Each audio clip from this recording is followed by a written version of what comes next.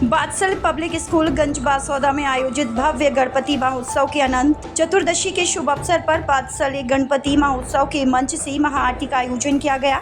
आयोजित कार्यक्रम का शुभारंभ नगर पालिका अध्यक्ष शशि अनिल यादव, जनपद अध्यक्ष नीतू देवेंद्र रघुवंशी, वरिष्ठ भाजपा नेता राजेश तिवारी, संदीप डोंगर, एजीएम संतोष, तहसीलदार अरविंद यादव, मुकेश सिंह राजपूत द्वारा भगवान श्री गणेश की महाआरती कर किया गया। इसके बाद सभी का स्वागत प्रतीक कोहली, रुचिरा अरोरा द्वारा किया गया। इस अवसर पर आयोजित सांस्कृतिक कार्यक्रम में बच्चों ने गणेश वंदना, देशभक्ति गीत, नृत्य, लोक नृत्य की मनमोहक प्रस्तुतियों से क्षमा बांध दिया। अतिथियों ने अपने उद्बोधन में विद्यालय प्रबंधन की सराहना की। वहीं विद्यालय में आयोजित 14 दिवसीय श्री गणेश महोत्सव का रिमझिम बारिश के बीच चल समारोह निकालकर मां बेत्रपति के जानकी कुंड में विसर्जित कर गणपति बप्पा को विदाई दी गई। कार्यक्रम के अंत में संस्था प्रमुख देवना अरोरा, प्रतीक कोहली, श्रीमती रुचिरा अरोरा ने सभी सम्मानीय अतिथि गणों के प्रति आभार मानते हुए धन्यवाद व्यक्त किया।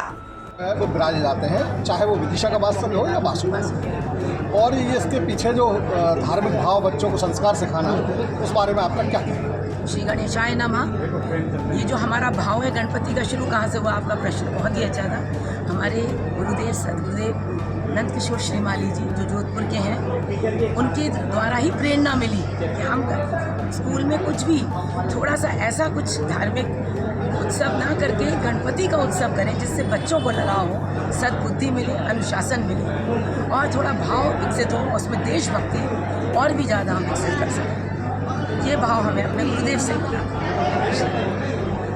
तो अब ये जो आपका क्रम है, ये तो निरंतर चलता रहेगा? जी बिल्कुल चलेगा। बच्चों को क्या संस्कार आप जो है इसके माध्यम से देना चाहते हैं? अनुशासन और एक दूसरे का सम्मान। अगर बच्चा बच्चे का सम्मान करता है तो क्लास में विवाद कम हो रहे हैं। विदिशा में हम लोग इसी चीज़ पे 1 साल से काम कर रहे हैं। बस एक दूसरे का सम्मान करना, चाहे शिक्षक हो, चाहे बच्चे हो, माता पिता पहले घर में है, दादा दादी, चाचा चाची, सबका सम्मान करना। बच्चे आ जाए, इतना लिहाज आ जाए कि बड़ा खड़ा है तो छोटे बच्चे को उसकी कुर्सी खाली कर दें। अगर ये सम्मान हम सिखा सकें तो हम सोचेंगे हमने बहुत कुछ किया। आपने मोबाइल और संस्कार, 2 चीज़ों को फोकस किया। मोबाइल के बारे में आपने क्या पेरेंट्स के मामले में कहना चाहती है और बच्चों? मोबाइल बहुत ही ज़रूरी है आज के समय। मोबाइल के बिना हम लोग का जीवन रुक जाएगा। टेक्नोलॉजी के साथ तो हमें चलना ही पड़ेगा, पर मोबाइल का कोई समय सीमा तो होनी चाहिए। माताओं के हाथ में मैं मोबाइल देखती हूँ, वो नाश्ता बना रही हूँ और एक हाथ से वो मोबाइल उठा रही हैं। तो एक तो मोबाइल 10 लोग छूते हैं, आप भोजन बनाते समय मोबाइल को टच कर रहे हैं, बाहर भी वही मोबाइल किया। वैसे हम चप्पल बाहर उतार देते हैं, ऐसे मोबाइल को भी किचन के बाहर ही रख देना चाहिए। दूसरी बात, अगर बच्चे कुछ समय के लिए मोबाइल का समय हो, 1 घंटा 2 घंटा, बादशाह में बहुत सारे विदिशा में बच्चों ने संकल्प लिया हम 1 घंटा मोबाइल यूज़ करें। किसी ने कहा नहीं मैम 2 घंटा, किसी बच्चे ने कहा मैम से व्हाट्सएप फ्रेंड से बात करें। और एग्जामिनेशन के दिनों में कम से कम 200-250 बच्चों ने अपना मोबाइल 1 महीने के लिए त्यागा, जिससे 100% रिजल्ट विदिशा का 98.7 पूरे संभाग में लड़की ने टॉप दिया कॉमर्स में। तो मुझे लगता है ये हमें पहले शांत भाव होगा, अंदर कुछ खाली जगह होगी, तब तो हम पढ़ाई और अध्ययन ज्ञान को अंदर ले पाएंगे। हमारा पूरा ये ओवरलोडेड है यूट्यूब से, व्हाट्सएप से।